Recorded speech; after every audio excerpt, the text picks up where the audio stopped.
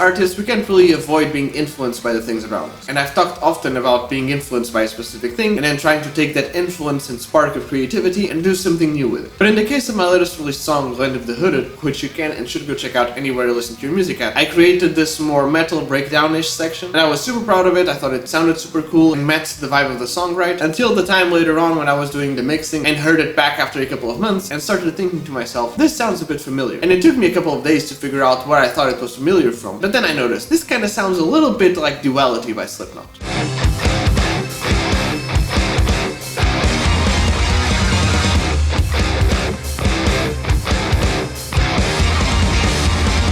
I'm not really a Slipknot super fan. I know a bunch of their songs, I've heard a bunch of their albums, but it's not really like I can tell you the name of more than a handful of songs. I wouldn't say it's a ripoff, but it was one of those things where after you heard it, you couldn't unhear it. And it kind of bothered me a little bit every time I heard it, and so I gathered a couple of my friends that were actually big Slipknot fans and didn't tell them anything about the song and told them to react to it and see if they found anything that sounded similar to anything they might have known. And out of the 4 people, no one really noticed the similarities between Duality and my song, but even after pointing it out, only one of them was kind of like, yeah, I guess I can kind of hear what you're saying, but honestly, within the context of the whole song and the things you do with it afterwards, I don't think you have anything to worry about. And nowadays, I do agree that back in the day, because it was the first time something like this had ever happened to me, where I was influenced by something without really noticing it as I was doing it, it certainly messed my brain up a little bit. Let me know if this has happened to you too. In case it wasn't obvious already, go check out my latest released song, Land of the Hooded, and don't forget to leave a like, comment, subscribe, follow, and stay tuned for more, because I'm releasing new songs every week, and I'm releasing new videos every day, twice a day.